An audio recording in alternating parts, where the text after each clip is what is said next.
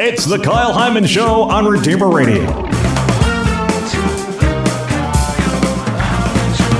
This is Kyle Hyman, and joining us for Theology of the Body Thursday is the Executive Director here at Redeemer Radio, Cindy Black. Thanks for being here, Cindy. Merry Christmas. Merry Christmas. This reminds me, a year ago, I don't know exact date, I can't remember if it was before or after Christmas, we talked about the Christmas and theology of the body, how Jesus being born kind of gives a whole different dimension to theology of the body. People can find that at episode 364.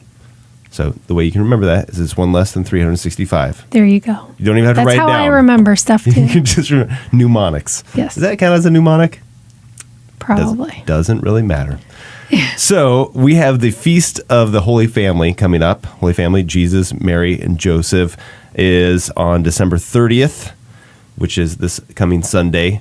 So thought maybe we could look at how the Holy Family ties in with theology of the body, what we can learn from the Holy Family about theology of the body. Yeah, so we talk a lot in theology of the body about the nuptial meaning of the body, that communion of persons, husband and wife come together and express the spiritual aspect of their love in a physical way that brings forth new life. Mm-hmm. What does nuptial mean? Nuptial, like the wedded aspect of our bodies. Okay. So the two flesh become one flesh, and from that, they express with their bodies their wedding vows. Mm-hmm. And would you say it's more than symbolic, or is it just symbolic? No, it's way more than symbolic. It's a physical expression of the wedding vows. It's a living it out. Okay. So when we say things like, I promise to love you freely, totally, faithfully, and fruitfully, Mm-hmm. then we express that with our bodies. So it's not just like symbolic, it's actually bringing it about. So in a way, it's an it's enactment. probably even more real than the words themselves. It's an enfleshed way. Okay. There we go. Yes. All right. So then how does that tie in with the Holy Family? Well, that the incarnation is taking the invisible love of the Trinity and making it visible through the incarnation. That God, who we cannot see, becomes visible and takes on our body and shares that experience, that bodily experience with us in a way that redeems us. Mm-hmm. So the ability for full communion with God that we lost at the fall, by taking what was not given to us, we have access to again through Christ in the incarnation. Mm-hmm. And reflecting, as I looked at when I placed baby Jesus in our, we have two nativity sets. Uh-huh. When I placed baby Jesus in both of those, I thought about how we have those early years of Jesus's life, and then we have the quiet time where we really don't hear much about his life until he starts his public ministry. Mm-hmm. Why was it revealed to us if the life of Christ was going to somewhat lay dormant for 33 years? Why do we have such beautiful scriptural accounts and tradition passed on how it came about that Jesus was born? It has to be because we have something to learn from the Holy Family from the early days. Right. So we've got an incarnational meaning of the body. Jesus was born into a family. And if we look at the situation into which he was born, we have things to learn about how we are to live as well. So Jesus was born as a poor refugee. Mm-hmm. He was born with a foster father. Mm-hmm. So he would have had a father that took on a role that many of the people that we know now with foster parents and blended families and things like that. Adoption. So Joseph took on that role as father fully, as protector.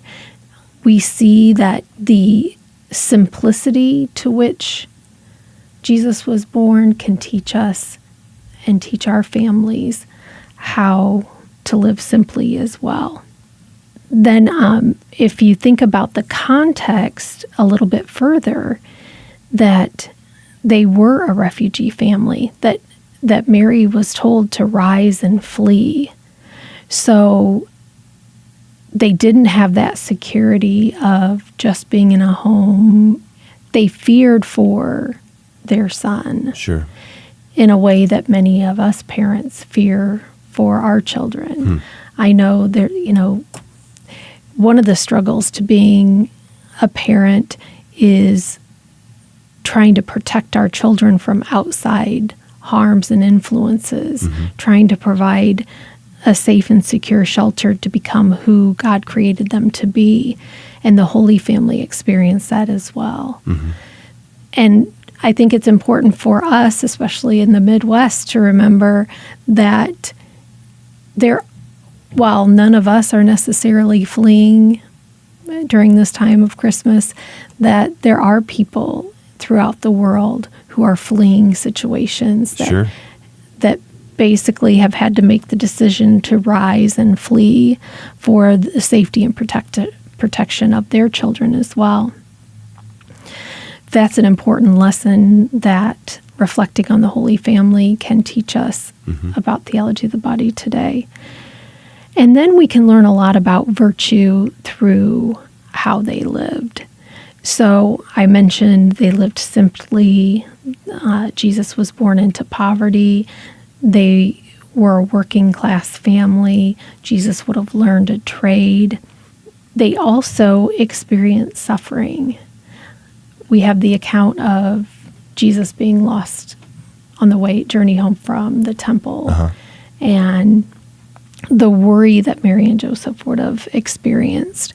So we can see that suffering, so from the poverty, from fleeing, from the lost child, and then ultimately then Jesus' death on the cross. So it brings an incarnational meaning to suffering, that our suffering can have meaning because God made man in the person of Jesus also suffered.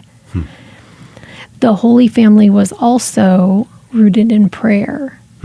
So they lived out that spiritual union with God within their home life and put God as the center by observing the prayers of a Jewish family and inviting God into their relationships to really love as we're created to love, and then as a light for others. And then looking at Mary and Joseph, I love reflecting on the love, like kind of imagining what that would have been like. So here's Mary, who had made a decision to remain a virgin for the sake of her faith in God. And then you have Joseph, who also agreed to the chaste love.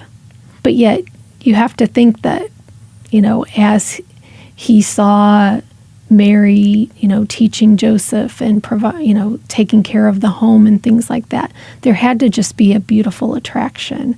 And I think of like when I watch my husband interact with our children, it's such an endearing thing to see. But yet they remained chaste. And I even I wondered about how did they kiss? What does a chaste kiss look like? And I always imagine Joseph holding Mary's from the side of her head and kissing her on the forehead. I don't know why. I just always imagine this just strong man kissing her not just gently, but a more forceful kiss right on the forehead as just this strong, chaste kind of love. Yeah. I don't know. These are the things that I think of. Well, and I think it helps us to think of how am I supposed to live this out by thinking of some of those ordinary, mundane things that aren't mentioned in the Bible that would have certainly happened, seeing your child grow up and falling and making mistakes and learning and growing.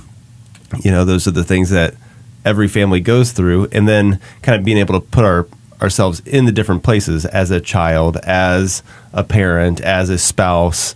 What can we learn from all those different situations? And in the Holy Family, we have such a variety of roles. We can kind of see, okay, what can I learn from that role? And not that I only learn from Joseph, but I also learn from Mary and from Jesus, and that there's so much to learn.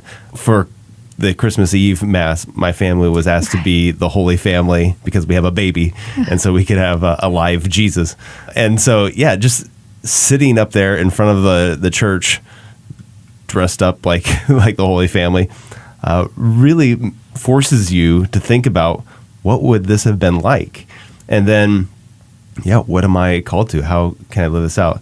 So maybe if we can think, you talked a little bit about Mary and Joseph. And I know we talked about this last year about the incarnation. People can check that out, episode 364. But what could we learn? Everybody is a child. Everybody has parents, whether they're living or not. What can we learn from the Jesus aspect of the Holy Family as children? Well, I think, first of all, just that simplicity that God could have come to earth in any form, and he chose as a baby that was dependent on the parents to care for him. Right. It's the ultimate form of humility that God needed his diaper changed. Right.